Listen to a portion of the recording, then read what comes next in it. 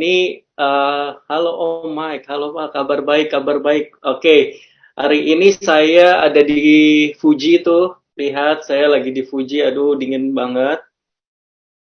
Antara mulai halu kayaknya nih ya, atau memang kangen banget bisa ke Jepang, kangen banget bisa pergi sama teman-teman member, bisa para leader, pergi sama para leader ke Jepang lagi one day ya, habis pandemi ini selesai. Nah, hari ini berhubungan dari Malang. Hari ini berhubungan dengan bisnis kita semuanya terimbas ya dengan keadaan COVID-19 ini, terutama kita harus ada di rumah, kita harus jalanin bisnis yang tadinya ada di LOP kita ketemuan, kita presentasi. Ini kita harus approach orang lewat Zoom, lewat sosial media dan sebagainya.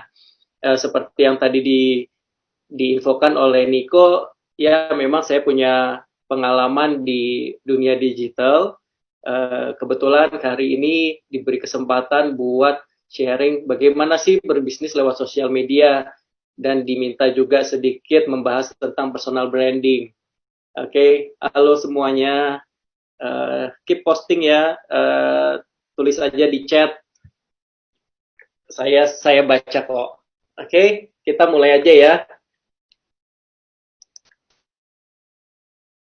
Oke. Kelihatan ya? Oke. Kalau suara saya nggak jelas atau apa, tolong diinfo ya. Oke, ya kita mulai ya. Saya hari ini akan berfokus pada sosial media, satu sosial media saja yaitu Instagram. Bagaimana kita berbisnis lewat sosial media. Di sini juga ada saya punya akun Instagram yang baru, basically saya baru buat. Boleh di follow, boleh dicek. Oke. Kita akan ngomong tentang Instagram. Nah, di materi kali ini kita akan belajar bagaimana cara membuat konten menarik, bagaimana sih strategi posting di Instagram, bagaimana membangun 1.000 followers pertama. Oke. Nah, kemudian kita akan belajar pertama yaitu cara membuat konten menarik. Oke, kita start dari yang pertama, cara membuat konten yang menarik. Jadi, Bapak Ibu, secara teori konten yang menarik itu di Indonesia khususnya hanya ada 3, yaitu konten yang lucu, konten yang inspiratif atau mendidik, konten yang kontroversi. Hanya 3 itu. Oke, lucu, inspiratif, kontroversi. Hanya 3 ini ada konten-konten yang disebut yang menarik lah ya. Nah, saya sendiri selalu memperhatikan aspek konten lucu dan konten inspiratif atau mendidik. Kalau kontroversi ini saya hindari. Oke, ini sifatnya kontroversi itu sifatnya cepat, menarik, tapi ya akibatnya tanggung sendiri. Yang paling ekstrim kemarin kita tahu sama-sama bagaimana ada YouTuber yang bikin konten kontroversi ya. Dia memberikan kejutan di dalam sebuah dus mie instan kepada teman-teman waria dengan isi batu dan sampah. Itu kontroversi. Memang banyak yang nonton, tapi hasilnya masuk penjara. Ya, kita menghindari yang namanya kontroversi. Dan setiap konten yang menarik itu, teman-teman Bapak Ibu ya, setiap konten yang menarik itu selalu saya dan tim memperhatikan nomor 1 dan nomor 2 ini. Apakah itu lucu, apakah itu inspiratif, apakah itu mendidik, gitu. Nggak jauh dari itu. Oke? Bahkan bisa dilakukan kombinasi keduanya. Ya. Poinnya adalah itu setiap konten loh Bapak Ibu. Jadi setiap konten yang mau dipost di Instagram itu tuh dipikirin. Itu nggak sembarangan, ada foto di-upload selesai. Tapi benar-benar setiap konten itu kita pikirin apakah konten itu lucu atau inspiratif atau mendidik. Jadi ada meaningnya, bukan sekedar gambar bagus doang. Oke, nah ini 4 prinsipnya membuat sebuah konten itu menjadi menarik. Yang pertama adalah fokus pada audiens yang dituju. Jadi Bapak Ibu, membuat sebuah konten sosial media itu nggak sembarangan mau-maunya kita gitu loh. Oh, maunya si Michael bikin konten ini, maunya Michael bikin konten itu. Ya, saya kasih contoh Parent Talk karena saya bikin case tadinya ada Parent Talk. Basically sebelum Parent Talk saya juga buat sebuah akun baby shop ya. Sebuah akun baby shop itu dalam sebulan itu pun nyampe 4.000 follower dan ramai sekali gitu. Nah, kemudian hari ini kita belajar mengenai dari Parent Talk aja ya. Jadi kita fokus benar-benar pada audiens yang dituju. Parent Talk itu sangat sharp, sangat tajam dalam menentukan siapa sih yang mau kita tuju. Jadi kita waktu itu start dengan kita bikin, oh pokoknya Parent Talk ini marketnya, segmennya itu adalah orang tua muda yang waktu itu kategorinya adalah millennials gitu. Nah, itu kita buat tahun 2017 bulan November by the way. Jadi masih cukup baru ya Parent Talk, lagi masuk tahun ketiga. Nah, itu benar-benar kita fokus. Oh, gini toh cara mereka berkomunikasi, cara mereka ngomong gitu. Mereka tidak kita benar-benar tahu oh mereka tidak suka bahasa-bahasa baku. Kadang-kadang kita nyeleneh sedikit nggak apa-apa. Mereka juga tipe-tipe yang mereka ingin tahu bukan hal yang baik-baik aja, mereka bisa mengerti ada hal yang buruk tentang parenting, hal yang seperti itu. Jadi benar-benar kita tahu behaviornya si audiens yang kita tuju gitu. Cara ngomongnya gimana, bahkan bahasa-bahasa gaulnya itu kita ikutin. Kira-kira seperti itu ya Bapak Ibu ya. Nah, kita fokus pada audiens yang dituju. Kita waktu itu tentuin dulu nih siapa, sampai kita sebut audiensnya itu namanya millennial parents gitu. Kita sebut sebagai millennial parents. Nah, itu fokus yang kita tuju. Orang tua yang di kategori usia millennials. Kemudian prinsip yang kedua adalah desain versus konten yang bernilai. Jadi gini, banyak yang kebingungan dengan Instagram dan merasa desainnya tuh harus bagus gitu. Desainnya tuh harus wah pokoknya harus gue bukan desain grafis, gue nggak bisa bikin konten yang bagus, nggak bisa bikin desain yang bagus sehingga kalau di Instagram jadinya jelek seperti itu. Atau lebih penting mana konten yang bernilai atau desain? Contoh ya Bapak Ibu, ada nggak sih yang bilang kontennya Hotman Paris itu bagus desainnya? Saya rasa nggak ada ya. Saya rasa nggak ada satupun yang bilang desainnya dia bagus. Tapi kontennya dia itu bernilai, kontennya dia tuh lucu, orang jadi suka follow. Kontennya dia itu walaupun nyerempet-nyerempet ya, itu yang disukain audiensnya. Kontennya dia itu kadang inspiratif juga kok gitu loh. Bagaimana dia ngebantu orang yang susah dan lain-lain, itu konten yang bernilai. Jadi buat saya lebih penting sebuah konten yang bernilai dibanding desain. Gitu. Itu good news-nya. Seringkali orang tidak berani melangkah di Instagram karena terintimidasi dengan konten-konten akun-akun yang udah bisanya tuh udah bagus. Ternyata enggak juga. Yang penting itu adalah kontennya yang bernilai. Kemudian pain and pleasure-nya audience. Jadi contoh ada yang tahu akun namanya Joska. Saya coba tulis pakai sini. Bisa nggak nih saya tulis? Saya kasih contoh akun Joska, ya, atau akun-akun yang berbicara tentang financial planning lainnya, gitu. Akun-akun yang berbicara tentang financial planning itu biasanya mengambil sisi pain-nya audience, gitu. Contoh, misalnya nih ya, dia bikin konten tentang, gaji 40 juta, habis itu karena COVID-19 ini kena layoff sehingga tidak punya penghasilan gitu, atau kena pay cut, hanya kena pemotongan gaji hanya dapat 20 juta sebulan. Sedangkan ada cicilan rumah, ada kebutuhan rumah tangga dan lain-lain. Yang dijual itu adalah pain-nya. Oke, konten yang dijual sama dia adalah pain-nya customer, pain-nya audience gitu. Misalnya kalau kita di kesehatan kita sering bahas juga, dan asuransi biasanya itu angle-nya adalah pain-nya. Pain-nya bagaimana kalau terjadi resiko sakit, gimana kalau terjadi resiko maaf meninggal dunia dan lain-lainnya, itu pain-nya audience. Oke, pain-nya audience itu yang dijual. Ada juga pleasure-nya gitu. Pleasure-nya itu adalah hal-hal yang menarik, hal-hal yang menggembirakan dari audiens gitu. Jadi contoh adalah beberapa akun yang misalnya menjual sisi glamour, menjual sisi yang glamorous, yang kehidupan yang high end gitu loh, kehidupan yang wah sekali gitu, seperti itu. Itu kayak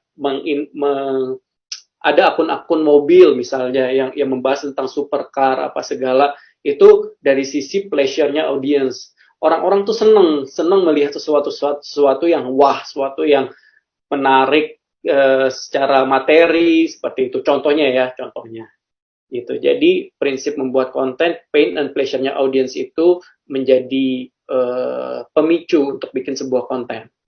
Kemudian yang selalu saya tekanin ke tim saya, yaitu be different. Jadi semua orang bisa bahas tentang COVID-19. Semua orang bisa bahas tentang pandemi.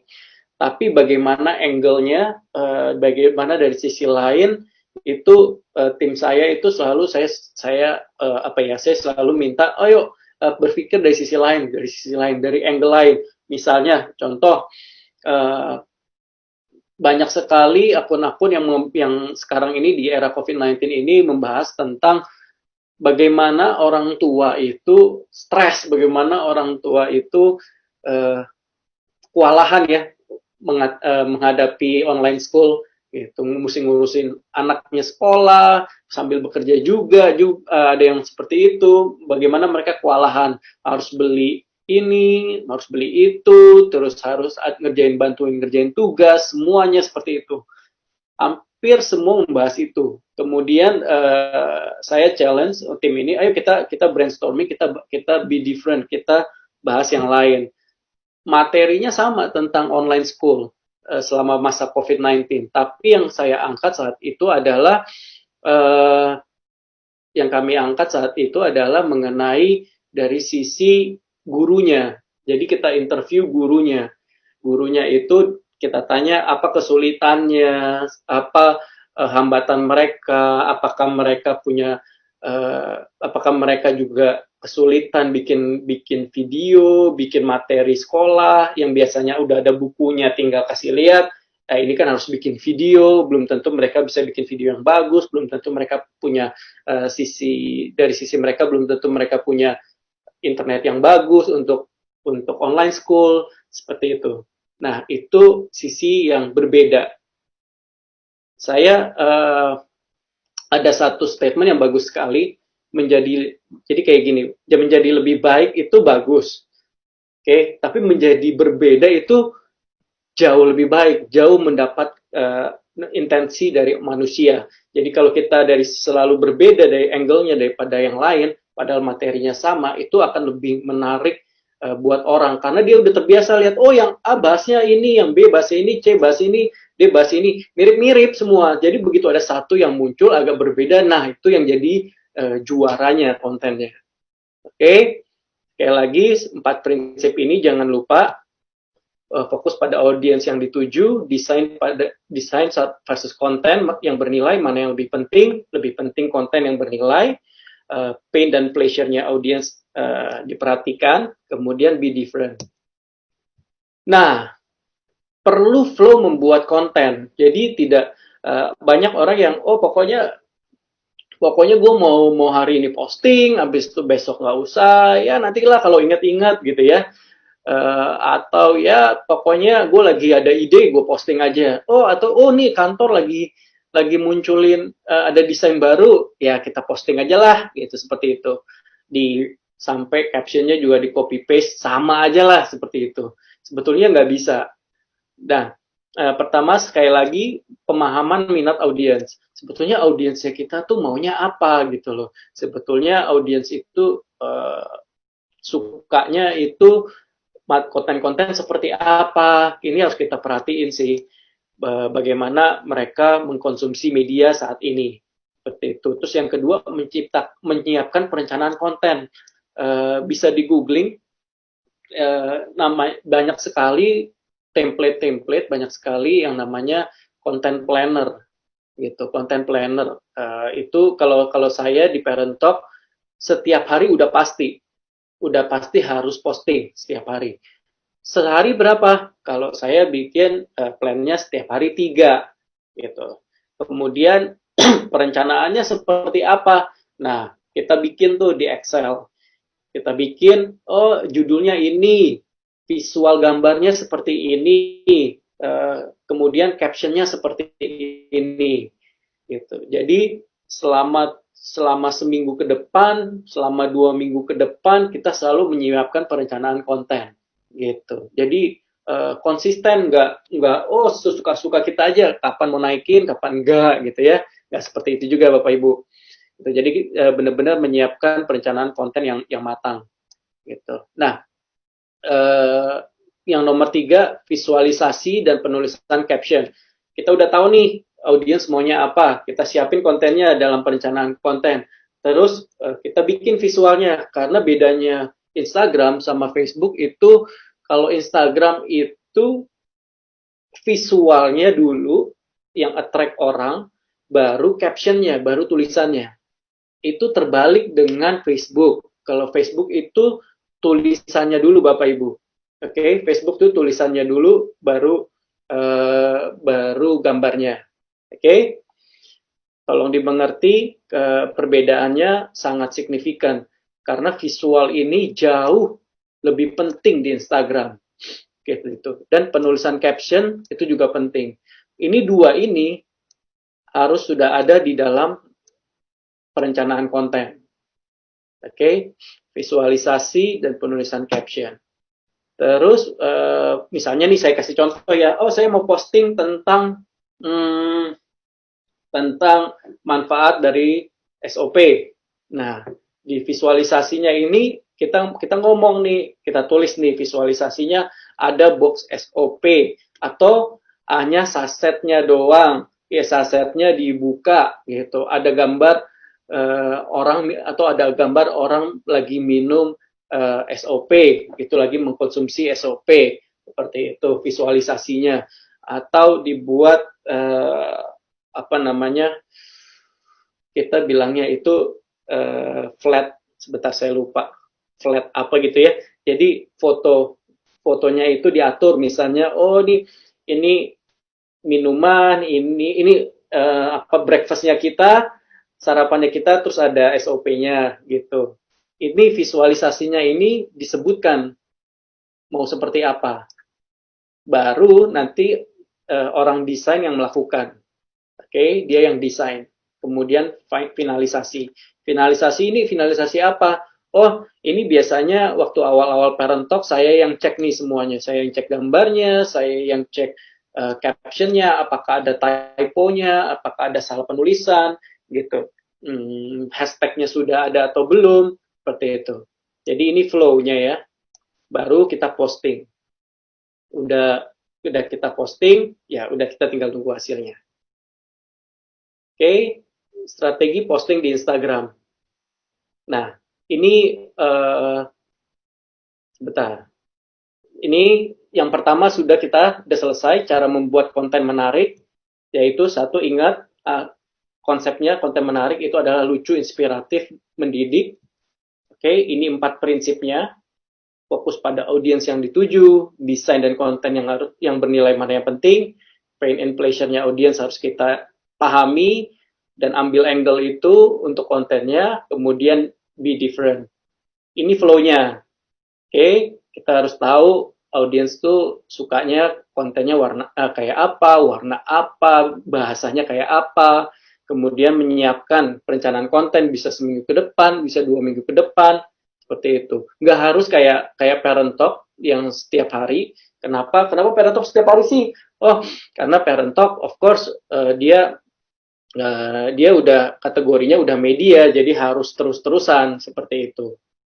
Nah, kemudian visualisasi dan penulisan caption, desain dan finalisasi.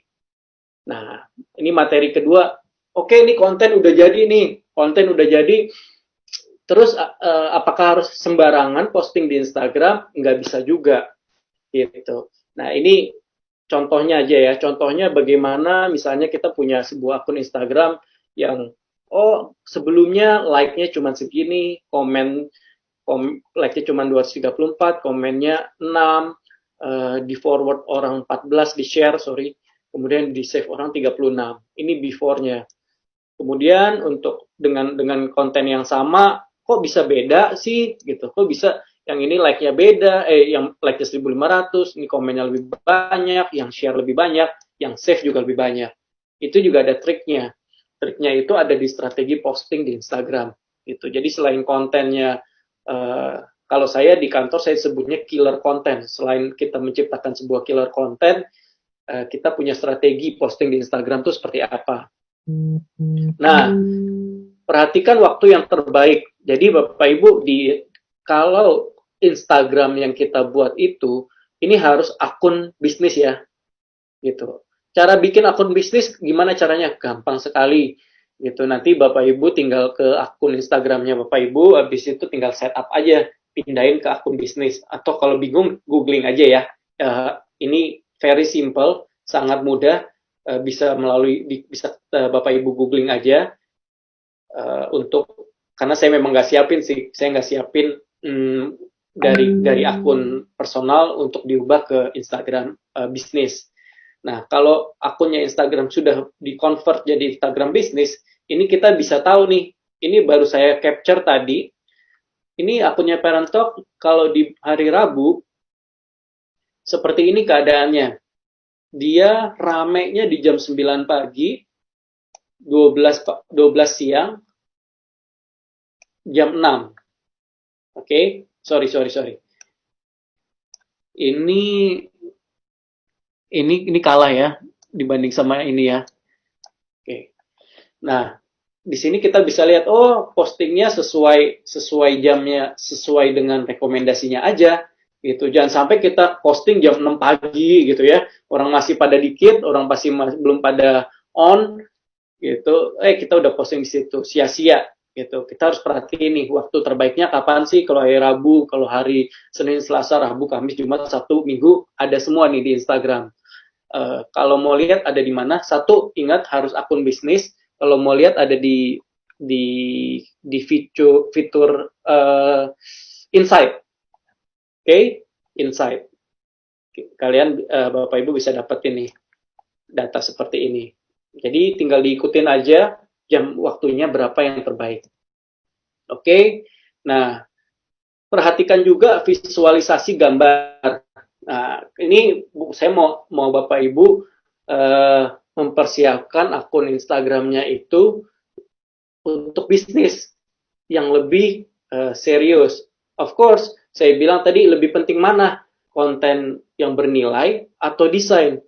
Ya, saya akan bilang lebih penting konten yang bernilai, gitu. Pakai foto biasa, nggak usah didesain, tapi kalau itu lebih bernilai, ya tetap lebih bagus. Tapi untuk menciptakan sebuah akun bisnis yang bisa saya sarankan adalah mesti benar-benar serius juga mempersiapkan visual gambarnya, gitu. Harus contohnya ini dari awal. Ini akun stok, saya ambil dari akun stockism _id. Dari awal itu mereka sudah sama sih kayak di mana saya punya Parent Talk juga. Dari awal sudah didesain warnanya seperti apa, postingannya seperti apa, akan membentuk seperti apa gridnya ini. Ini kan hanya monoton ya. Hitam putih seperti yang saya pakai di desain desain slide saya gitu. Jadi Bapak Ibu bisa lihat memang disiapkan dengan tone warna yang sama. Ini juga akan memudahkan orang desainnya sih. Oke, nah pastikan penulisan caption yang benar, manfaatkan hashtag dengan tepat. Saya mau kasih contoh nih. Kalau audiensnya Parent Talk itu kita kita approach-nya tuh dengan bahasa sehari-hari gitu. Kita approach-nya tuh bukan bahasa kaku sebuah media. That's why kenapa sih caption-nya itu ini bukan caption yang benar, maksudnya harus berbahasa Indonesia yang baik dan benar ya. Tapi caption yang benar itu caption yang memang attach, yang memang dekat dengan si audiens kita gitu loh, nggak malah bikin gap, nggak kaku atau seperti itu kalau parent talk gitu. Nah, ini kalau dibaca, ini salah satu, ini kebetulan yang saya kasih contoh adalah uh, postingan yang saya buat. Ini bisa dilihat likes-nya banyak sekali. Kemudian ini caption-nya juga saya yang buat, oke? Okay? Ini caption-nya saya yang buat. Perhatikan potongan-potongan kalimatnya, oke? Okay? Ini Bapak Ibu harus tahu kenapa ini penting yang di atas. Ini kenapa penting banget sih yang di atas ini? Ini penting banget karena waktu di Instagram postnya kita yang kelihatan tuh cuman ini awalnya, ya kan? Yang bawah ini tidak kelihatan. Mereka harus klik baru baca bawahnya. Seperti itu. Jadi yang atas ini sangat penting. Kemudian ini saya sangat benar-benar perhatikan kalimat per kalimat. Saya benar-benar perhatikan jedahnya dari sini supaya mempermudah orang baca. Oke, ini mempermudah orang baca nih Bapak Ibu. Gitu. Potongan-potongan ini mempermudah baca dibanding kita tempelin semuanya jadi satu panjang gitu. Walaupun sama nih, tapi orang secara psikologis bacanya lebih gampang dan lebih enak gitu. Oke, manfaatkan hashtag dengan tepat. Ini yang disebut hashtag. Karena akun kami sudah 721.000 followers, basically kami hanya menggunakan hashtagnya Parent Talk aja gitu. Tapi untuk yang baru mulai, hashtagnya ini jangan sesederhana ini gitu. Contoh misalnya kita AFC, kita hashtagnya ada SOP 100, SOP, atau kita tambahin lagi hashtag healthy living, hashtag multivitamin, seperti itu.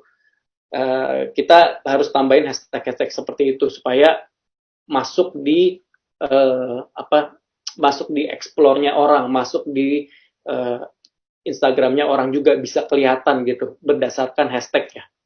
Gitu. Jadi saya ulang lagi, ini hanya 2 karena kami followernya udah banyak gitu. Kami udah nggak perlu lagi nimbrung hashtag lain gitu. Nah, kalau waktu awal-awal banyak gitu, maksimal 10 ini. Ini bisa 10 hashtag gitu. Jadi dimanfaatkan hashtag yang tepat seperti apa gitu. Oke. Nah, cepet juga ya. Semoga nih nggak kecepatan nih. 1, cara membuat konten yang menarik. 2, strategi posting di Instagram. Dan yang ketiga adalah membangun 1000 follower pertama. Oke, ini penting. Ini penting banget membangun 1000 follower pertama karena ini biasanya membangun confidence-nya kita. Banyak sekali yang, aduh kok gue follower gue segini-segini aja gitu ya. Tapi jangan dilihat juga kalau follower pribadi saya sih memang cuma 1000, saya kata nggak nyampe 2000-an karena memang saya nggak mau gitu. Saya nggak mau banyak-banyak kalau yang pribadi. Gitu. Tapi kalau akun bisnis ya of course harus sebanyak-banyaknya. Nah, ini penting, pastikan profil Anda menarik gitu.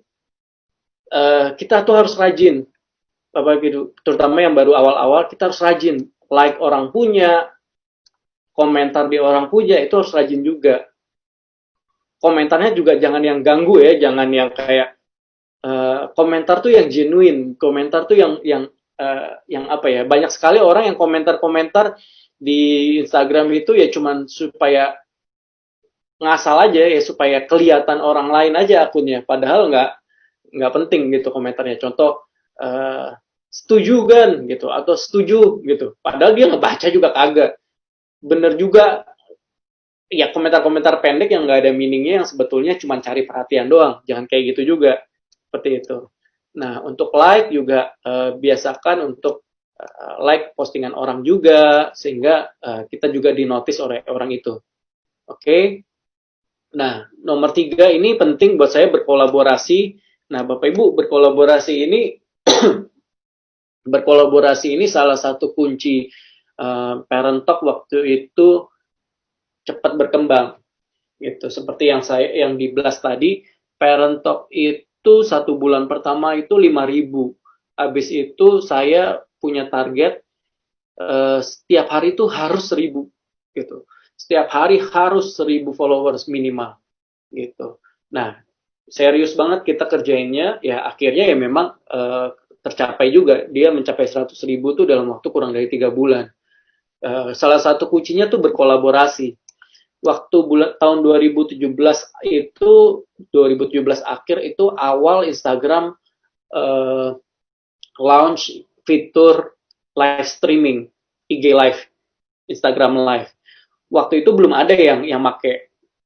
Kemudian Parent Talk termasuk pionir, termasuk yang pertama. Lumayan, lumayan nyinyirin orang karena apalah itu nggak mungkin berhasil lah IG Live apalah orang mah nggak nonton. Tapi kolaborasi pertama kita langsung dengan artis-artis gitu. Saya memberanikan diri untuk approach artis-artis, mencoba berkolaborasi dengan Instagram Live gitu. Dengan cara apa saya approach waktu itu? Saya bikin gimana caranya Instagram Live-nya itu tidak merepotkan artis-artis tersebut. Jadi ya kita yang effort lah ke sana gitu. Waktu dulu belum ada Instagram Live bareng gitu, join Instagram belum ada. Jadi harus cuman ada satu. Nah, kita yang samperin, kita yang cari waktu senggang dia, di mobilnya dia. Saya ingat banget waktu itu kita Instagram Live sama Andin waktu dia baru punya anak. Itu bahkan di parkiran mobil dia lagi mau apa namanya dia lagi mau show, dia masih di mobil, dia kasih waktu kita di parkiran seperti itu. Nah, berkolaborasi ini penting. Nah, saran saya contohnya nih, Bapak Ibu punya akun Instagram gitu. Jangan, kalau kita punya member banyak nih, jangan sendiri-sendiri kita berjuangnya. Kalau bisa berkolaborasi. Kalau bisa join live bareng lah, join Instagram live bareng sambil ngobrol gitu loh. Sambil ngobrol, oh apa namanya, minggu ini gue closing segini, bla bla bla. Minggu ini ada kabar baru, minggu ini ada promo baru loh. Misalnya minggu ini kita ada promo misalnya yang cuma beli satu box seperti itu udah jadi member dan lain-lain. Nah, itu contoh-contoh kolaborasi yang bisa Bapak Ibu manfaatin gitu. Manfaatkan sesama member kita untuk berkolaborasi ya supaya bisa denger nih, supaya bisa saling followernya bisa saling belajar seperti itu. Oke. Kemudian manfaatkan fitur-fitur yang ada.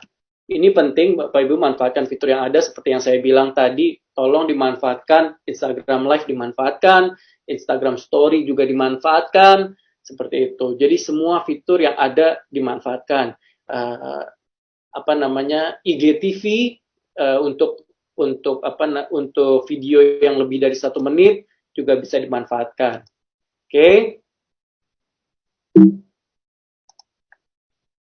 Nah, ini contohnya bagaimana membangun 1.000 follower pertama kami. Profil ini penting banget, Bapak Ibu, ini sangat amat penting buat saya. Jadi menjelaskan Parent Talk itu apa, gitu. Ini link ke kita punya website, lokasinya di mana. Ini menjadikan kami lebih dipercaya lah, seperti itu. Oke. Oh, saat ini udah 727.000 follower, not bad, dalam waktu 2 tahun. Udah 727.000 follower, saya pikir 721, ternyata 727. Ini penting. Nah, kalau akun bisnis itu di bawahnya tuh ada ini Bapak Ibu. 1, 2, 3. Oke. Selalu ada ini di akunnya kita. Kemudian ini apa sih? Ini highlight Bapak Ibu. Ini highlight. Jadi konten-konten yang orang bisa lihat tanpa harus explore gitu. Konten-konten yang kalau di Insta Stories kan cuman ada 1 kali 24 jam ya, Bapak Ibu kalau di Insta Stories. Nah, kalau di sini kalau kita pindahin ke highlight ini akan selalu ada di sini. Jadi di sini kita audiens kita bisa lihat kalau mau lihat videonya Parent Talk kayak apa sih, kalau mau lihat apa namanya tentang parenting, ini kita punya nama program aja sih. Kalau mau lihat Q&A-nya seperti apa, nah kalau ini berbayar, oke, ini brand, oke, ini British Council bayar sama kita, sampai ada di sini tuh dia bayar sama kita, oke. Nah ini Bapak Ibu juga bisa lihat bagaimana feed kita memang didesain dengan tone desain yang sama, warnanya seperti ini. Oke. Kemudian ini yang saya sebut tadi berkolaborasi seperti apa, dengan siapa, ini ya untuk dia ini seorang pengusaha iya, seorang uh, expert di brand iya, Hernanda Putra, dan ya ini kita rajin nih bikin kayak gini nih, Instagram Live. Terus kita kasih nama programnya namanya Power Couple. Seperti itu. Oke. Ini juga bisa dilihat contohnya bagaimana saya membuat apa namanya konten-konten yang lucu seperti itu. Bisa dilihat nih yang tadi yang ini saya buat kebetulan 24.000 lebih likes, kemudian yang komen Bapak Ibu bisa lihat 4.550 komen. Kemudian ini yang tadi saya bilang, kenapa kalimat pertama itu penting banget, karena yang muncul di atas tuh cuman ini. Oke, yang audiens kita lihat. Dia perlu klik more untuk lengkapnya. Jadi penting banget pertamanya itu seperti apa. Oke. Nah, ini juga penting kalau Bapak Ibu lihat di sini, kita harus berkolaborasi, like dan komentar. Nah, tapi jangan lupa juga kita harus ngajak audiensnya berinteraksi. Ajaknya gimana? Nah, nih contohnya.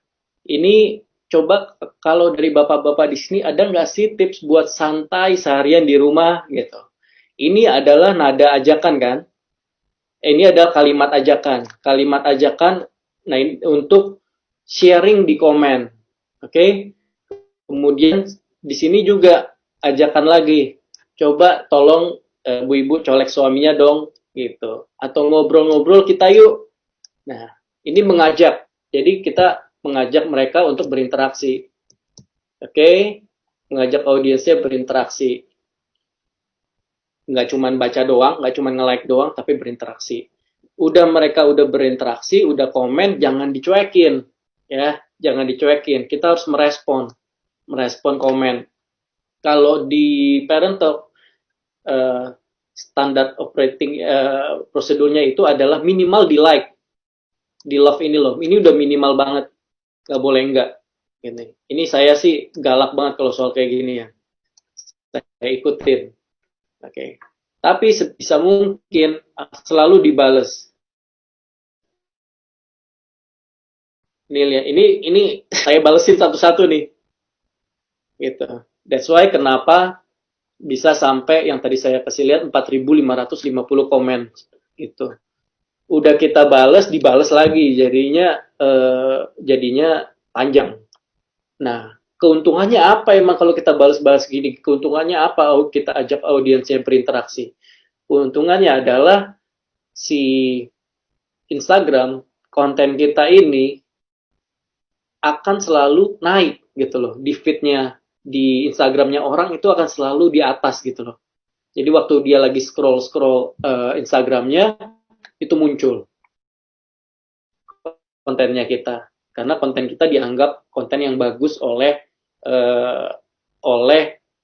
algoritmanya si Instagram. Oke.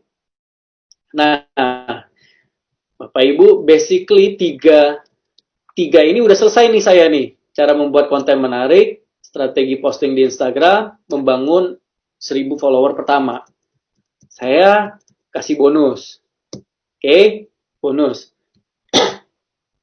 Salah satu kesalahan kita adalah kita sering banget memperlakukan audiens kita itu ya sebagai penikmat aja, orang yang melihat aja gitu loh. Kita kita berikan kita berikan semua materi, kita punya Instagram post, informasi kita tentang AFC, informasi kita tentang bisnisnya kita, informasi tentang produknya kita, tanpa si audiens itu lihat siapa sih gitu loh yang ngomong, ini siapa sih.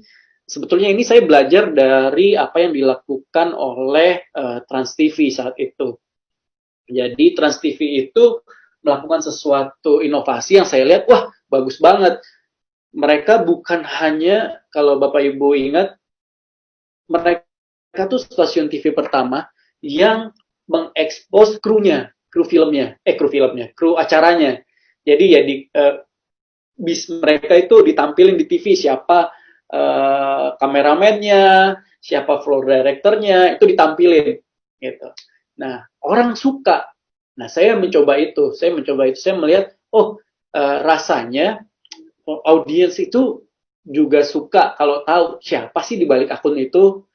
Nah, Parent Talk itu sendiri, akhirnya saya sebelum Parent Talk launching, saya menarik satu orang sebagai partner, dan dia yang kami buat sebagai the face of the company, kita bilangnya, sosok dari Parent Talk seperti itu.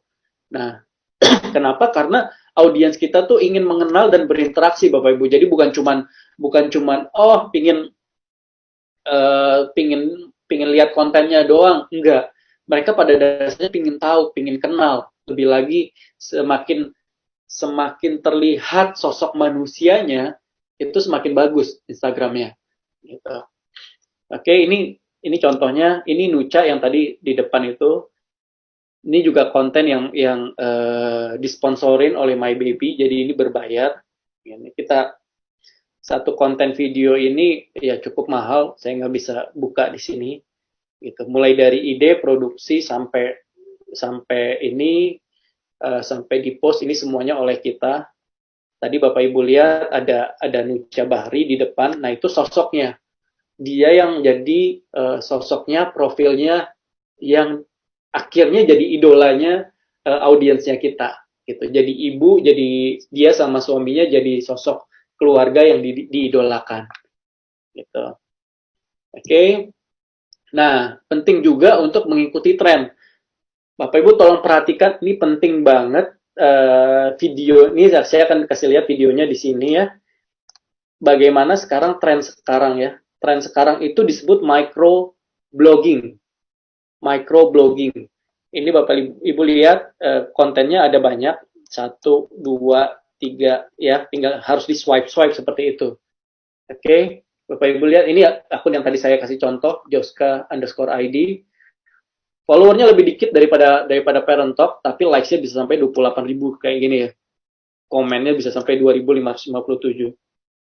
Kebetulan nih teman saya juga, Bapak Ibu bisa lihat seperti apa sih konsep microblogging ini yang lagi ngetren. Oke, ini yang dijual paint-nya nih. Nah, orang suka nih sekarang. Ditutup dengan ayo diskusi dulu. Diajak berinteraksi. Orang suka nih sekarang konten-konten yang digeser. Ini disebut microblogging. Makin kesini, makin trennya lagi beginilah Instagram itu. Oke, ingat profil kita sebagai manusianya itu harus diperhatikan, muncul sekali-sekali lah, muncul sebagai orang yang pelaku bisnisnya, itu penting. Oke, kemudian ini juga penting, gunakan aplikasi-aplikasi pendukung. Buat saya yang sangat-sangat applicable, yang sangat-sangat mudah Bapak Ibu langsung pakai, ini tuh Canva. Canva ini apa? Canva ini adalah aplikasi, bisa di handphone, bisa di desktop. Canva ini aplikasi untuk Bapak Ibu gunakan untuk mendesain gitu.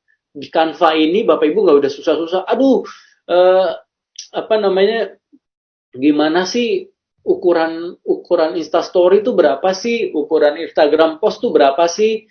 Di Canva tuh udah ada template-nya, ukurannya Instagram post berapa, ukurannya Instagram story berapa. Bapak Ibu tinggal tinggal ambil template-nya, terus bikin kontennya di situ. Jadi, oke, ini yang menurut saya sangat amat bermanfaat, Canva. Dan ini for free. Kalau mau lebih advance ya harus bayar Canva ini. Tapi untuk yang free edition juga sebetulnya udah cukup, ya. Kemudian Iconosquare. Iconosquare ini untuk bisnis yang udah lebih serius kayak Parent Talk. Ini saya sangat sangat menggunakan ini. Free-nya juga ada, tapi tentu fiturnya terbatas. Jadi gini Bapak Ibu, misalnya nih kita punya konten plan, kita punya perencanaan konten kita seminggu ke depan. Nah, itu udah kita masukin di Iconosquare. Udah kita masukin di Iconosquare, kita set.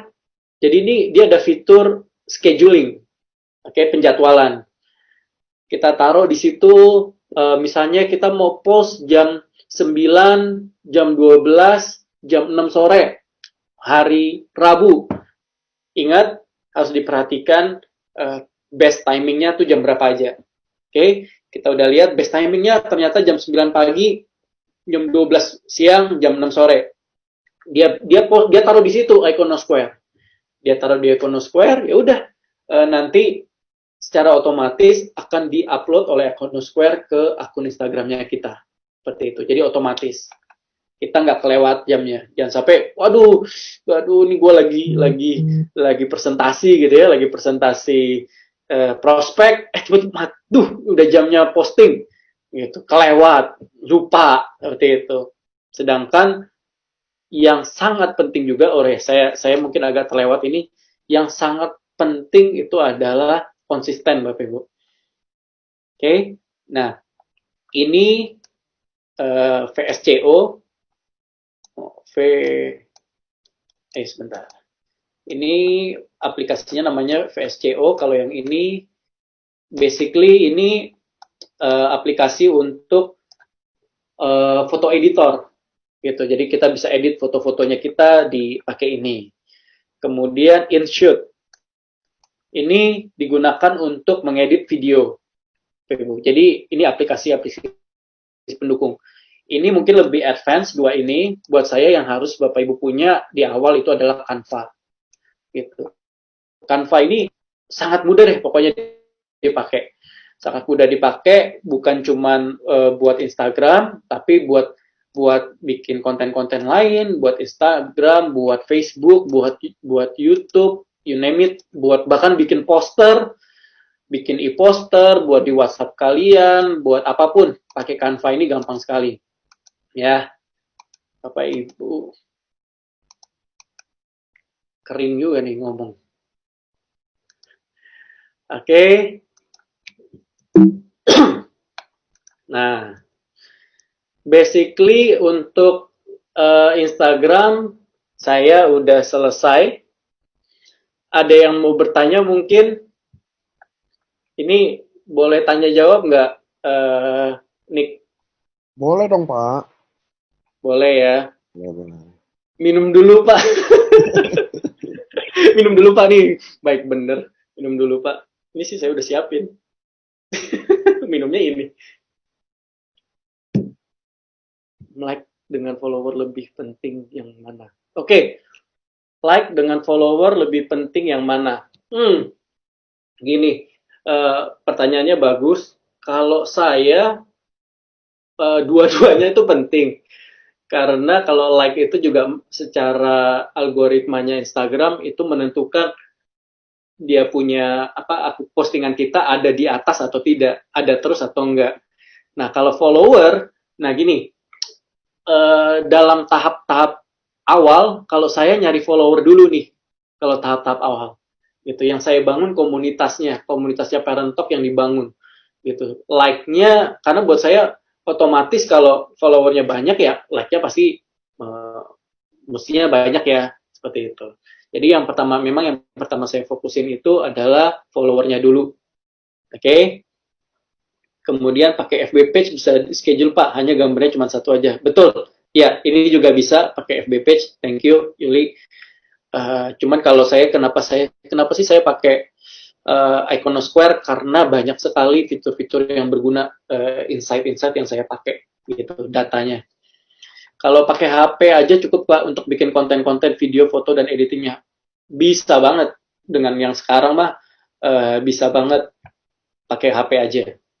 Bagaimana cara mengetahui minat audiens? Aduh, bagus banget. Anik Cokro Raharjo. Uh, nih ya, saya agak teknis ya. Mohon maaf ya, saya agak teknis. Saya kasih tool untuk tahu bagaimana kita mengetahui minat audiens. Saya tulis di chat ya.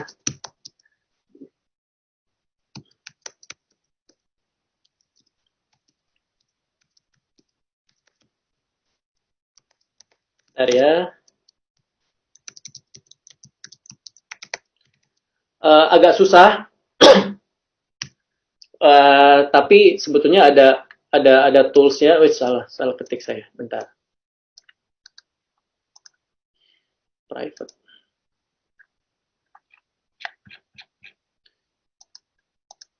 Sebetulnya kalau di dunia digital ada toolsnya namanya Google Sprint. Tapi intinya begini, bagaimana sih kita tahu minatnya? Nggak ada cara yang lebih baik daripada bertanya. Oke, okay?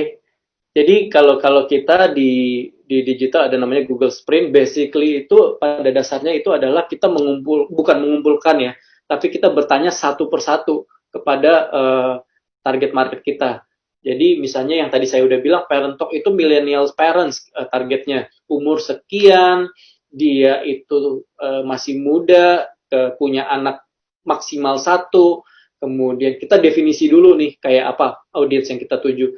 Terus dia itu tech savvy, kita bilangnya tech savvy itu bukan jago programming, bukan apa, tapi familiar lah dengan sosial media, hobinya main sosial media, hobinya main Instagram.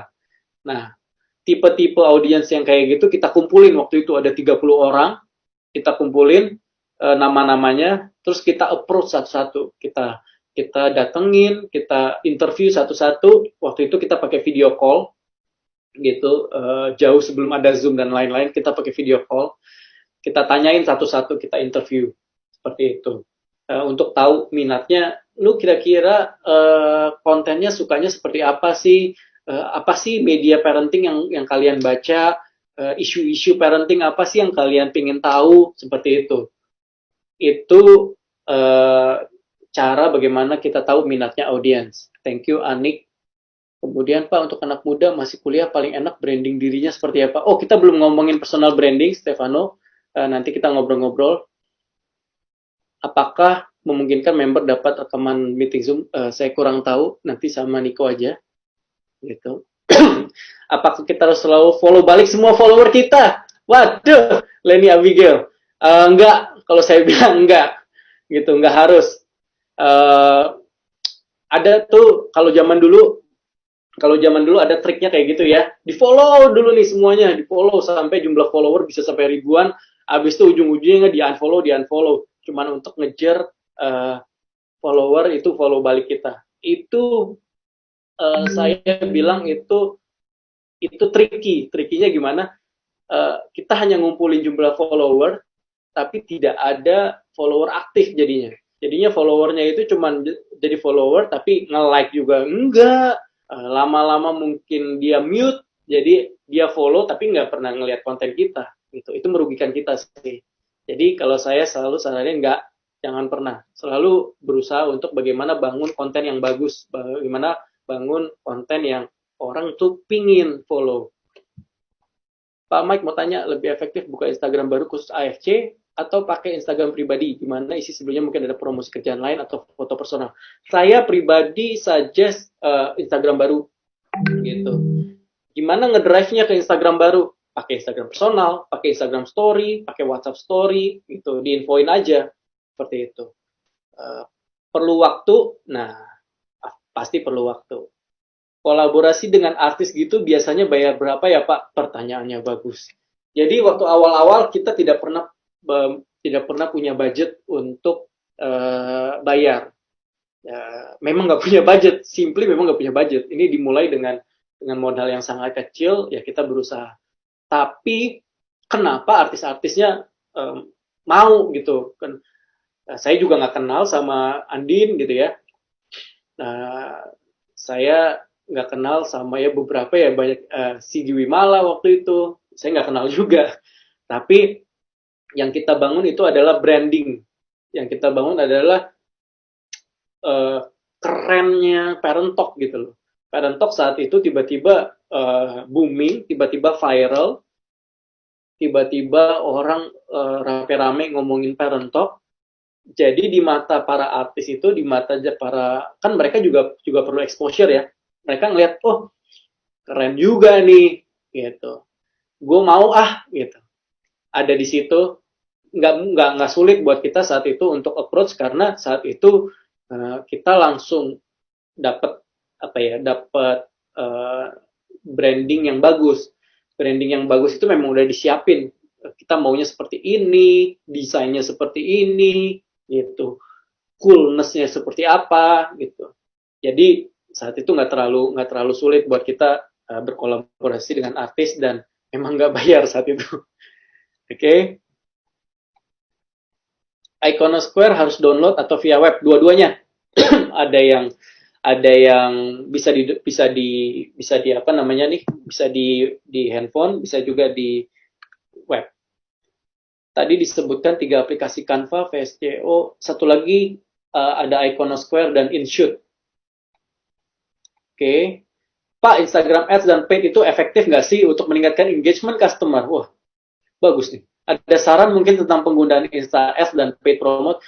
Tadinya jujur aja saya mau masukin materi itu juga di sini, cuman kayaknya cukup apa ya? Saya nggak bilang advance, itu mungkin intermediate kali ya. Jadi kenapa saya nggak masukin dulu? Tapi kalau ditanya Insta Ads dan Paid Promote itu efektif nggak sih? Tergantung dong. Tergantung kita punya itu kan namanya targeted ads. Jadi tergantung targetnya. Kita kan yang assign tuh waktu kita mau promote satu postingan, kita kan yang assign, kita yang bikin. Oh targetnya tuh umur berapa, lokasi di mana. Saya kasih contoh ya. Waktu itu yang lain nih, bukan Parent Talk. Waktu itu kami lagi ada event Art Jakarta. Oke, di event Art Jakarta itu kita promosiin postingannya. Gitu, kita promosiin. Tapi targetnya itu adalah all, semuanya umur 16 sampai 65, location all Indonesia gitu. Nggak bisa kayak gitu. Bener-bener harus spesifik. Semakin spesifik tujuannya, bahkan kan ada behaviornya tuh. Kalau kita milih apa namanya paid promote itu ada behaviornya. Dia suka apa hobinya, dia suka baca apa. Jadi contohnya nih, oh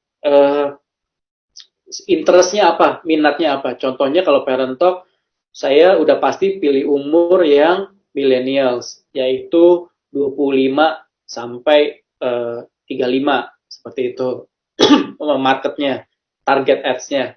Kemudian saya cari juga yang interestnya, oh dia baca tentang parenting, dia interestnya dengan brand-brand kayak Pigeon, brand-brand baby lah seperti itu contohnya. Nah itu yang saya masukin di targeted ads-nya. Kalau itu baru deh efektif. Kalau enggak sih percuma gitu, buang-buang duit doang. Oke, Pak Mike, untuk di Canva yang buat upload di Insta apa nih? Apa ya? KPKS. Saya nggak tahu nih. Di sini membuat audiens bisnis kita, saya oke. Bagaimana membuat audiens itu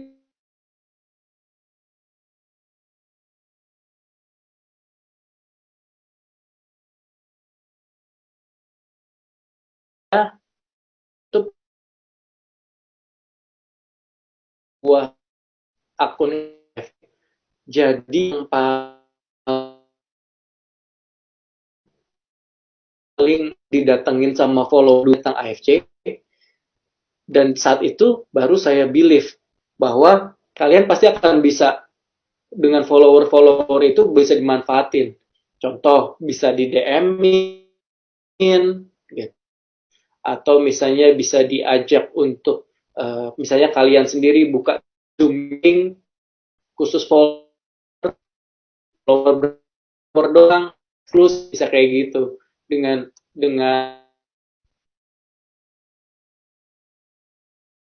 yang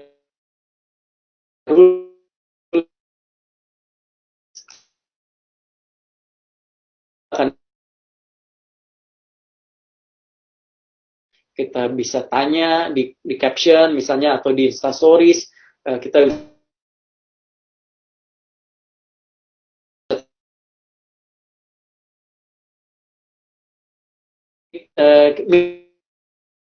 follower gitu. Bisa juga, oke, itu bisa jadi untuk bisnis AFC kita.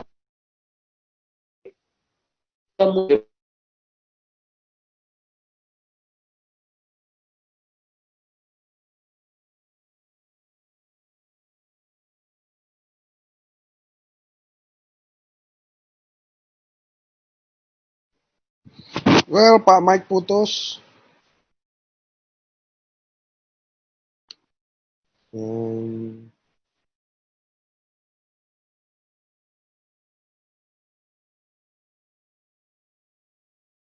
Kira kenapa Mike putus teman-teman, which is materinya juga. Oh, ini udah back tuh. Halo, sorry, Ya. technical problem.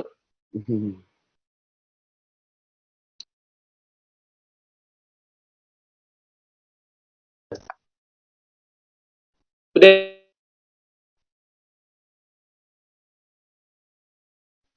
wah, Nick, cek. Yes, Halo. yes. Putus banget sih, Pak. Sangat putus-putus. Oke. Siaran ulangnya ada di AFC Live Science. Teman-teman, mungkin ada yang baru. Untuk siaran ulang ada di Facebooknya AFC Live Science. Gimana dapat link Facebooknya? Anda lihat tuh di layar ada tulisan live on Facebook. Jadi Anda ke sana. Nah, ini Pak Mike udah connecting lagi. Ini lucu juga nih. Halo, udah ya? Udah, Pak. Ya, gawat, chatnya hilang semua. Pertanyaannya hilang semua deh. Pak Michael coba dicek baterai suaranya. Baterai suara saya yang putus-putus ya.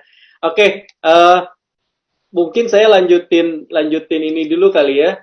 Lanjutin materi berikutnya dulu kali ya. Yep. Gimana?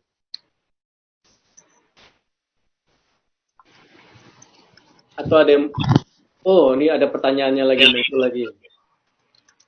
Untuk benar-benar dapat follow bagaimana Pak kalau kita masih baru main IG untuk kenalkan bisnis kita termasuk AFC? Apalagi kalau kita pakai IG bisnis dengan konten desain menarik, maka IG akan menampilkan profil kita ke IG viewers untuk benar-benar dapat follow. Untuk benar-benar dapat follower ya, ikutin aja, percaya deh sama saya, ikutin aja arahan saya yang tadi, dan harus sabar, harus konsisten. For your info, kita waktu itu bahkan ya Instagram live sama Dian Sastro, tapi yang nonton cuma berapa puluh doang, dikit banget gitu. Tapi kalau kita konsisten bikin konten yang bagus, konten yang menarik, itu lama-lama menarik bukan cuma dari desainnya ya, menarik dari isi kontennya, value kontennya. Itu pelan tapi pasti, bahkan bisa cepat tapi pasti akan banyak followernya.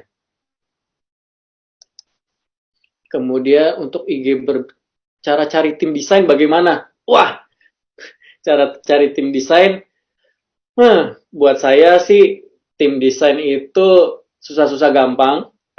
Cara carinya ya of course kita dari teman-teman. Kalau saya sih saranin dari teman ke teman minta minta rekomendasi gitu. Kemudian cara cari tim desain gimana ya? Open aja, open vacant aja.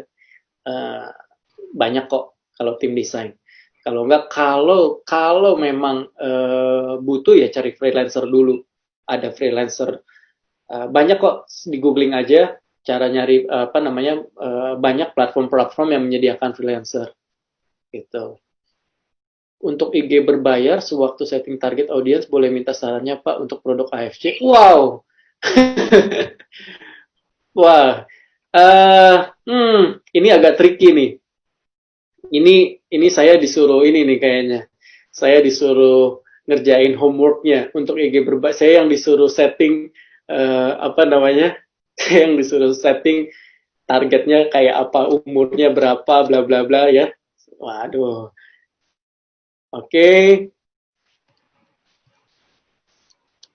Bentar. Kita kita ngobrolin satu materi lagi dulu kali ya, Nick. Siap. Oke. Siap. Sebentar. Bentar ya. Saya buka dulu. Gimana materi?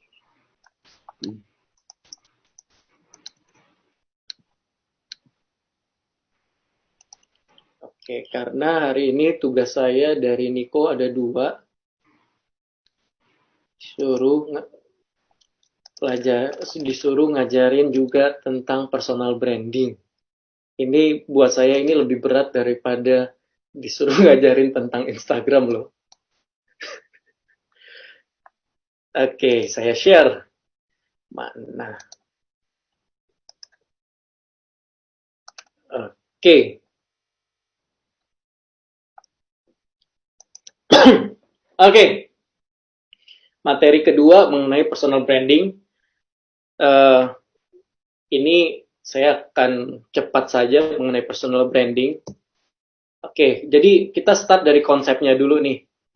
Bapak Ibu, para leader, teman-teman AFC, keluarga AFC. Jadi basically personal branding is all about what do people think about you. Apa yang orang pikir tentang kita, apa yang di mindset orang tentang si Michael sih, apa yang di pikiran kalian tentang misalnya Busido kita, atau Budi Darwin, apa yang kalian pikir tentang Pak Ernest, apa yang kalian pikir tentang saya, apa yang kalian pikir tentang Nico. Jadi, what do people think about you? Basically itu. Tentang apa sih yang orang pikirin tentang kita. Image-nya tuh seperti apa. Jadi konsep personal branding tuh sebetulnya very simple. Terutama ini saya bahas di sosial media ya. Satu, menunjukkan keahlian kita. Gitu. Kita di dalam personal branding itu yang kita tunjukin definitely keahlian kita. Oke, dengan keahlian kita terhubung dengan orang-orang baru. Kemudian kita juga mempromosikan keberhasilan kita melalui sosial media. That's it, itu konsepnya. Menunjukkan keahlian, terhubung, terkoneksi dengan orang-orang, terus mempromosikan keberhasilan kita melalui media sosial. Konsepnya seperti itu. Nggak complicated, buat saya cukup seperti itu. Tujuannya buat apa? Kenapa sih harus ada personal branding? Kenapa sih harus ya kita harus belajar mengenai personal branding? Yang paling penting adalah satu, membangun kepercayaan, terus mengenalkan kita pada dunia baru, dan membantu mendapatkan sales ataupun peluang baru. Nah, itu tujuan personal branding. Nggak mungkin kan ya personal branding hanya untuk banyak-banyakin follower. Kayaknya nggak gitu. Oke? Tujuannya harus jelas. Yaitu yang pertama, paling penting, keywordnya adalah kepercayaan. Gitu. Melalui sosial media kita bangun personal branding yang orang lihat, oh, gue percaya sama nih orang. Gitu. Ini bener nih yang dia omongin. Terus mengenal dengan itu baru kita bisa kenal orang-orang. Banyak kok, saya banyak sekali teman-teman saya yang saya kenal itu justru baru dari digital, dari dunia sosial media. teman-teman baru yang baik-baik, yang bagus-bagus, yang jahat ada, gitu. Hati-hati. Kemudian membantu mendapatkan sales atau peluang yang baru. Tujuannya itu, konsepnya simple, tujuannya jelas. Oke? Nah, personal branding tapi ada baiknya, ada buruknya. Itu harus kita perhatiin. Yang pertama, memudahkan orang mengenal dan mengetahui kita serta kalian kita. Oh, Michael jagonya ngelawak ternyata, gitu ya. Oh, ternyata Michael jagonya eh, apa namanya gambar. Oh, ternyata Michael jagonya ngomongin tentang investasi. Contohnya gitu. Ya, itu baiknya. Kemudian ya yang tadi memperluas network, pertemanan dan bisnis. Kemudian membangun persepsi positif. Itu yang kita mau, membangun persepsi positif. Oke, okay? Melalui personal branding. Of course, semuanya di sini pasti maunya tercipta persepsi positif. Tapi buruknya juga ada nih. Buruknya seringkali tuh, waduh, saya ada typo nih. Dapat terjebak dalam situasi yang tidak bisa menjadi diri sendiri. Seringkali yang terjadi gini, udah terlalu sering apa ya, menciptakan profil, menciptakan citra yang berlebihan, akhirnya terjebak, nggak bisa jadi diri sendiri, gitu. Nggak bisa, ya kalau saya sih terus terang saya bukan tipe orang yang memaksakan ya personal branding saya harus bagaimana. Saya masih sering uh, posting hal yang konyol-konyol, hal yang lucu-lucu, yang saya sendiri seperti apa, gitu ya. Saya juga ya tidak tidak ragu juga, misalnya saya, oh ini lagi pusing juga, saya mau posting kalau saya pusing ya suka-suka saya juga gitu ya. Nah itu kalau itu saya, jadi saya nggak mau terjebak dalam kesempurnaan, saya nggak mau terjebak dalam nomor 2 tuntutan untuk selalu tampak sempurna di hadapan publik, gitu. Itu capek. Seringkali itu orang jadi capek gara-gara itu, karena harus bagus terus di depan publik. Kemudian sometimes kadang-kadang kita dipandang oversell oleh orang-orang. Yang bagus-bagus terus, yang bagus-bagus terus, lama-lama nggak semua orang suka juga. Ada pasti kita nggak bisa nyenengin semua orang. Pasti ada orang yang ngelihat itu, ah lebay. Seperti itulah ya. Jadi personal branding tetap baik, tapi jangan lupa ada sisi negatifnya juga. Oke. Okay. Ini golden rules dari personal branding. Saya selalu suggest buat Bapak Ibu untuk menjadi genuine, menjadi tulus, menjadi apa adanya, gitu. Menjadi diri kita sendiri, oke. Okay?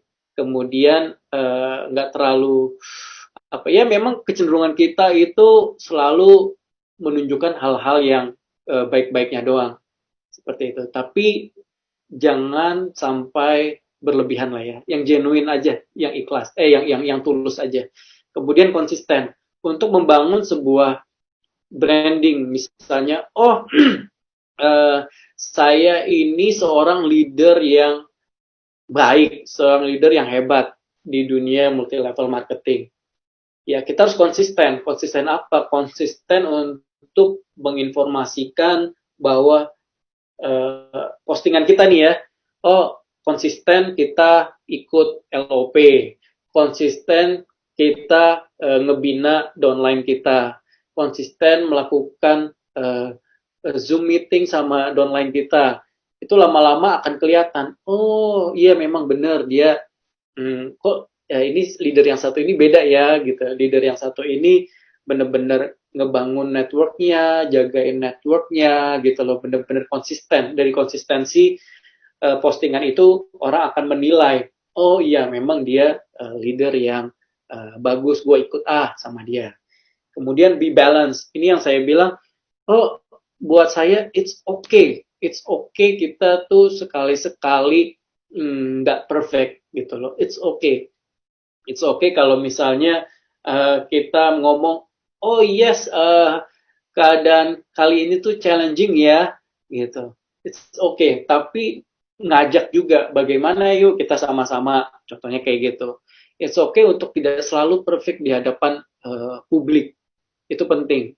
Karena kalau enggak, believe me, saya banyak sekali punya kasus yang akhirnya stres sendiri, akhirnya depresi karena selalu pingin kelihatan fabulous, harus kelihatan perfect, harus selalu kelihatan hebat di sosial media. Oke, okay? Yang keempat, be kind. Jadi sebisa mungkin kita itu ya, saya walaupun saya orangnya belak-belakan juga, tapi saya tuh apa ya, saya selalu berusaha untuk menciptakan atmosfer yang baik gitu loh, merespon orang tuh dengan baik. Baiknya juga baik yang asal baik sama tulus tuh kelihatan sih Bapak Ibu, itu kelihatan sekali. Kemudian create positive impact. Jadi sebisa mungkin memang konten-konten kita punya impact yang positif, punya kalau saya bilang kita menunjukkan pemikiran-pemikiran yang positif.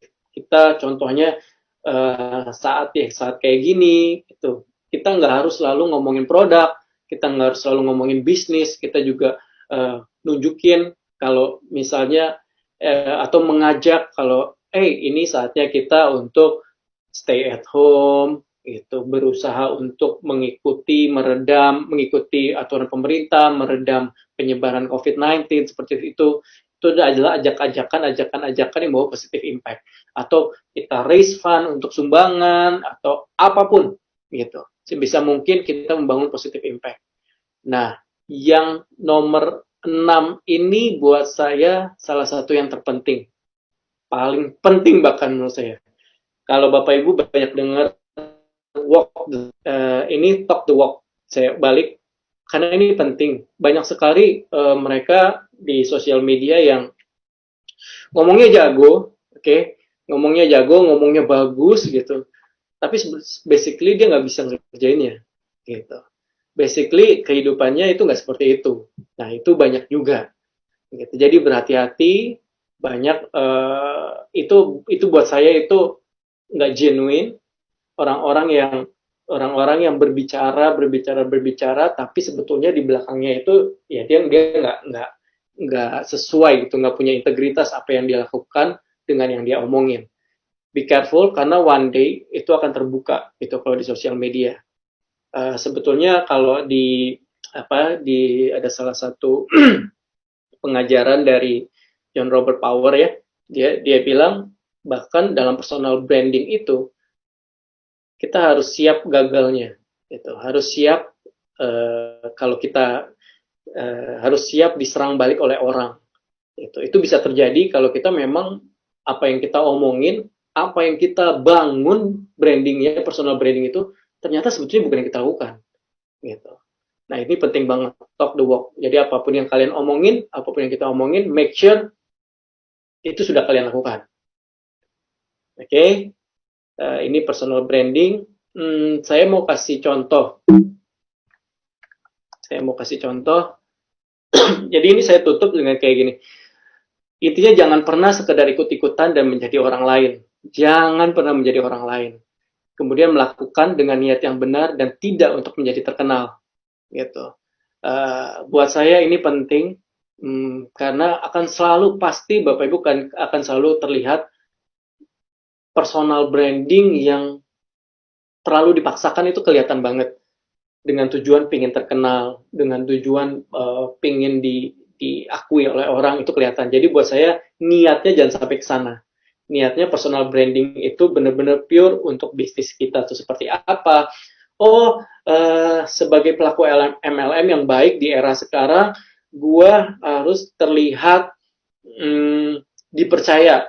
Oke, personal branding dipercaya itu seperti apa?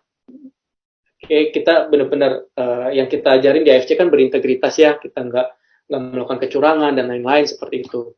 Kita bangun personal branding seperti itu di sosial media. Jangan pernah membangun personal branding hanya untuk terkenal sih. Itu yang harus kita perhatiin. Bangun personal branding kalian dengan menjadi diri sendiri. Seperti itu. Contoh, saya mau contohin aja Pak Ernest aja deh, jangan saya ya. Pak Ernest lebih cocok. Jadi, saya tadi tuh nyari-nyari, lupa lagi nanya Niko fotonya. Jadi ada satu foto yang pengen saya angkat di sini sebetulnya, itu foto waktu trip Jepang pertama. Waktu itu si Pak Ernest lagi ngangkat barang gitu loh, jalan lagi ngangkat barang sama Niko di Panggul gitu ya. Nah, ada yang foto waktu itu. Itu mengingatkan saya pada postingannya Pak Gunarto gitu dari Bandung. Eh, dia bilang salah satu hal yang menarik bergabung dengan AFC adalah ya foundernya itu tidak diskenariokan seperti maaf ya, tapi ini kan saya dari based on itu aja ya. Pak Gunarto punya postingan. Ya tidak kayaknya kayak di apa ya, diagung-agungkan banget seperti itu. Kemudian bahkan sampai ada ajudan yang harus pegangin barangnya gitu ya, nggak diikutin oleh ajudan. Profilnya beda aja gitu Pak Ernest katanya. Very humble gitu, melayani gitu, ngurusin uh, ngurusin member-membernya. Kalau inget dulu di Jepang pertama kali dia beliin es krim buat kita pas lagi panas-panasnya gitu ya. Uh, itu sosok yang saya bilang tidak dibuat-buat gitu. Uh, Sosok seorang Pak Ernest yang ya udah emang begitu aja. Jadi effortless, tidak perlu dibuat-buat, tidak perlu pencitraan. Wah, kayaknya Pak Ernest harus pakai jas terus keren-kerenan gitu ya. Walaupun dia keren juga pakai jas ternyata ya. Habis itu harus jadi sosok yang wah naik mobilnya harus supercar, nggak ada gitu ya. Nah, ternyata itu malah menarik banyak leader bahwa melihat, loh kok antik ya yang ini ya, kok yang ini beda ya gitu ya. Nah, eh, itu buahnya. Maksud saya personal branding yang dibangun dengan tulus, genuine, personal branding yang tidak dipaksakan, wah harus bagaimana, ternyata bisa gain respect, ternyata bisa mendapatkan respect dari orang-orang. Kebaikannya, sigapnya dia kalau membantu apa ya bencana dan lain-lain seperti itu jadi personal branding uh, Pak Ernest tanpa dibuat-buat. Buat saya itu jadi pelajaran yang paling bagus, contoh yang paling bagus untuk kita semua sih, satu keluarga AFC, bahwa personal branding seperti itu yang kita pikir angkat sebagai keluarga AFC. Oke, dari saya itu aja. Kalau misalnya ada pertanyaan baik mengenai personal branding maupun mengenai Instagram lagi, silahkan. Saya coba. Pak Michael kurusan. Wah, ini kayaknya efek ini nih. Efek apa namanya? Efek kamera kok malah kurusan ya? IG bisnisnya Bapak apa? Aduh, maaf saya nggak punya IG bisnis nih, mohon maaf. Gitu. Oke. Ada yang mau bertanya mungkin? Bagaimana cara membangun personal branding untuk akun bisnis, di mana personal kan biasanya untuk akun pribadi atau influencer. Oke, seperti yang tadi saya bilang, uh, saat ini kalau kita punya akun bisnis, saya kita ngomongin AFC, gitu. Itu justru audiens itu sebetulnya pingin banget ngelihat siapa di balik itu, gitu. Atau misalnya ya kayak Parent Talk aja, Parent Talk kan akun bisnis. Justru audiens tuh pingin banget lihat siapa sih di balik Parent Talk tuh siapa sih. Gitu. Jadi it's okay asal personal brandingnya yang ditunjukin itu sesuai dengan bisnisnya gitu loh. Jangan ngawur juga, misalnya kita bisnisnya AFC gitu ya. AFC dunia MLM butuh image yang bagus, image yang dipercaya gitu ya. Tapi kerjaannya bikin postingannya ya orangnya itu pemilik pemilik akun itu kerjaannya bikin stand up comedy terus gitu kan nggak nyambung ya gitu ya. Jadi please disesuaikan. Muncul itu bagus di akun bisnis kalian supaya orang tahu, audiens tahu itu kalian tuh siapa. Nah, membangun personal branding itu seperti itu. Jangan sampai ngawur juga ya, muncul tapi aneh-aneh. Oke? Mau tanya Pak, kalau kita muncul di konten sebagai pemilik online shop. Itu bisa dibuat kontennya seperti apa, Pak? Maksudnya apa nih? Saya kurang ngerti. Kalau kita muncul di konten sebagai pemilik online shop, itu bisa dibuat kontennya seperti apa? Saya kurang ngerti maksudnya apa nih. Maksudnya apakah kontennya pingin promosiin online shopnya seperti apa? Ya, of course yang konten-konten online shopnya yang apa yang dijual itu yang mesti ditampilin dan edukasinya. Oke, Joni, terima kasih atas ilmunya. Ini benar-benar belum pernah saya dengar. Waduh, lumayan. Oke. Selain InShot, aplikasi video editor apalagi ya? Yang free dong. Waduh, yang free. Contohnya, saya pakai Viva Video. Itu kalau di handphone. Halo Budi Hartanto. Kemudian branding video konten dengan foto konten. Mana? Bagus sekali nih. Branding video konten dengan foto konten mana yang lebih efektif ya Pak? Oke, ini pertanyaan bagus, saya nggak kepikiran. Jadi konten video sama konten foto, mana yang lebih bagus? Di zaman sekarang konten video. Oke, menjawab ya. Tinggal disesuaikan aja. Kalau 1 menit cuma bisa di IG post, kalau 15 detik per 15 detik itu cuma ada di IG stories, kalau lebih 1 menit itu ada di IG TV. Seperti itu. Bagus. Bagusan video konten, jujur aja.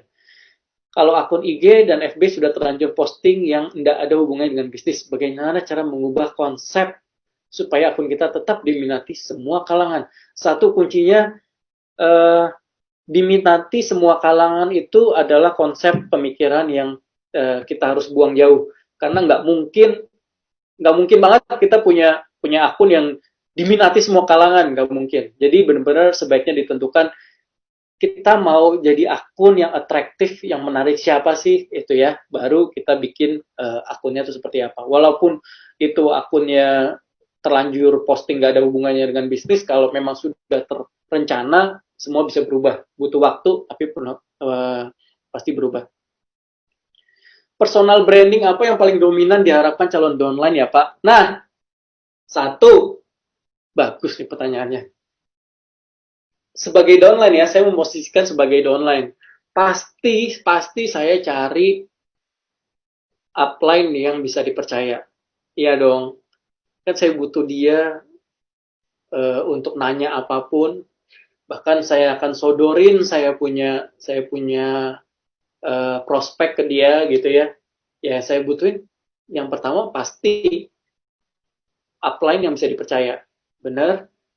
Terus yang kedua, kita pasti sebagai downline cari upline itu, leader itu yang mau ngebimbing kita, gitu, yang mau ngelatih kita, yang mau walaupun kita lagi down gitu ya, itu tetap dijagain, tetap disemangatin, gitu. Itu pasti yang ingin dicari. Contoh, saya kasih contoh,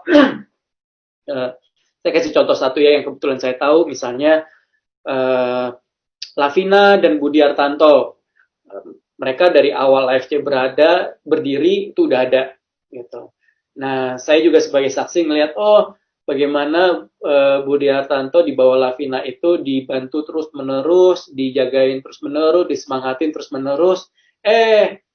Pelan tapi pasti, lewatin hal-hal yang sulit yang pasti, dia sekarang lagi asik-asiknya nih, lagi berhasil-berhasilnya, bukan begitu, Bud? Oke. Membangun personal branding di IG dan FB apakah sama Pak? Sama, karena yang audiens yang kita mau cari itu sama, persepsi orang kepada kita. Ingat, personal branding itu kan tentang apa yang orang pikirin tentang kita, gitu. Ya sama aja, seperti itu. Bagaimana mencegah follower masuk ke chat IG kita yang mempromosikan produknya? Bagaimana cara mencegah follower masuk ke chat IG kita yang nggak bisa dicegah. Jadi harus di-delete manual seperti itu. Atau ada filter, oke? Ada fitur filter di Instagram itu, tapi keyword kita harus masukin keyword. Misalnya maaf ya. Misalnya banyak sekali spam soal pemutih kulit gitu. Kita bisa masukin tuh, ada filternya di Instagram, pemutih kulit gitu. Nah, semua komen-komen yang pakai tulisan seperti itu, pemutih kulit itu nggak bakal, dia mau komen kayak gitu nggak bakal masuk di komen kita, udah di blok. Itu ada. Oke, tapi kalau spesifik produk ya, nah kayak obat pelangsing ini bisa-bisa. Ada filternya kok. Oke, saya coba di IG mau posting video cuma bisa. Ya, oke, saya coba di IG mau posting video cuma bisa 1 menit, Pak. Gimana supaya paling tidak bisa 5 menit? Karena ada beberapa video testimoni yang durasinya lebih dari 5 menit. Ada 2 cara. Satu, cara yang nyebelin. Cara yang nyebelin adalah dipotong 1 menit, 1 menit.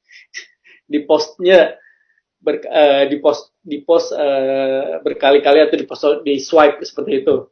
Yang kedua, yang jelas-jelas bisa adalah menggunakan fitur IGTV. Oke, semuanya ada fitur IGTV. Sebentar, saya bukain deh fitur IGTV.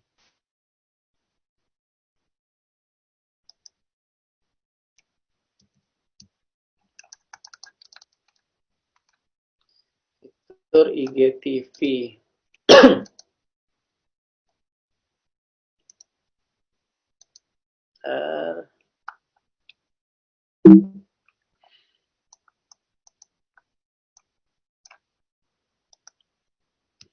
Oke, nih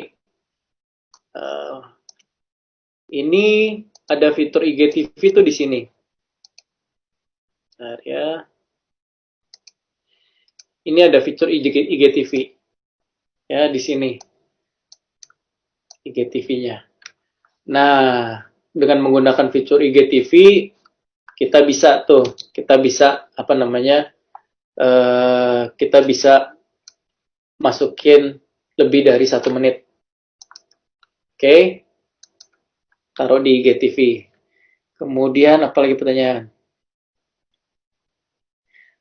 Pak Mike, apa aja yang nggak diperbolehkan? Oh, ini udah ada aturannya nih. Dalam hal posting tentang produk AFC, diupload dalam sosial media sosial ada. Nanti mungkin dari Nico dan teman-teman kalian yang bisa share apa aja yang nggak diperbolehkan. Ya, of course, sebaiknya sesuai dengan produk knowledge yang udah di-share, sesuai dengan brosur-brosur yang kita pakai, kemudian jangan pernah overclaim, gitu ya. Tidak boleh overclaim, tidak boleh kita menyebutkan atau apalagi menjelekkan produk-produk lain, nggak boleh gitu ya. Kita bangun AFC dengan nama baik dan integritas. Oke. Kemudian sore Pak, apa perlu buat Instagram baru khusus buat AFC? Iya, buat saya iya. Gitu. Lebih baik begitu. Saya izin left, oke, saya izin right. Oh, bercanda saya. Oke, nggak apa-apa buat teman-teman yang ada urusan, silakan. Kemudian, ya, berat setting filter.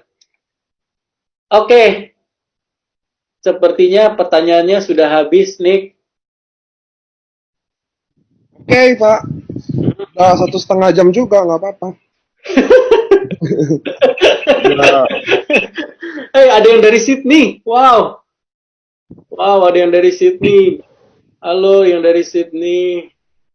Keren abis. Saya sampai Sydney baru kali ini saya Zoom ada yang sampai Australia segala. Kiki and Jenny, hai. Stay safe sana. Oke. Terima kasih. Terima kasih semuanya. Terima kasih para member, para leader yang keren-keren. Semoga bermanfaat. Kalau ada kritik, monggo dikritik ya. Tolong banget dikritik. Saya butuh banget masukannya, ilmunya perlu apa lagi ilmunya. Tolong bisa dikasih input ke kami itu supaya lebih baik lagi. Atau mau ada lanjutannya lagi, tinggal lapor ke Niko. Langsung beres. Saya sih siap aja. Oke, terima kasih. Pak, terima kasih ya semuanya. Oke Pak Mike, terima kasih udah isi acara kita semua. Teman-teman juga saya mau bilang Teman-teman juga terima kasih yang udah datang tadi full sampai 500 padat. Bagi lain kali, Anda lihat di layar Anda ada live on Facebook. Anda bisa klik directly itu linknya dan Anda langsung dioper ke sana. Jadi teman-teman bisa langsung ke sana juga ikuti program ini. By the way, ini ada siaran ulangnya di Facebook Live Science. Cari aja Live Science. Kalau nggak di link ini aja Anda cari. Itu ada siaran ulangnya, Anda bisa nonton semua. Terima kasih hari ini teman-teman, kita dapat ilmu baru yang pasti berguna banget. Anda bisa berguna buat di AFC atau aktivitas Anda yang lainnya. Kita AFC akan improve terus, jadi saya nanti mau mau coba nanti ada pakar Feng Shui yang bisa baca baca dari bentuk tubuh something yang kayak gitu. Jadi yang nggak terlalu berhubungan sama AFC, tapi kita coba bikin activity, jadi orang nggak terlalu bosan ya. Oke teman-teman, kita mau bilang makasih dulu sama Pak Mike untuk hari ini yang udah kasih waktunya, ilmunya semua. Buat teman-teman juga yang udah datang di sini, saya yakin terima kasih Anda telah berpartisipasi dan ikut bagian dari upgrade diri, bahwa kita ikut belajar terus, apapun ada hal apa kita belajar. Oke teman-teman, acara ini saya tutup. Saya mau bilang terima kasih. See you di next Zoom. Kita hari Sabtu ada LOP, tidak ada dokter tapi adanya LOP karena Rabu ini kan kepake ini, jadi kita Sabtu ini. Oke teman-teman, selamat buka puasa yang daerah timur, daerah tengah juga. Kami dari AFC mau pamit, saya pamit Niko, dan situ ada Pak Mike. Terima kasih, saya pamit. Pamit semua, dadah! Bye!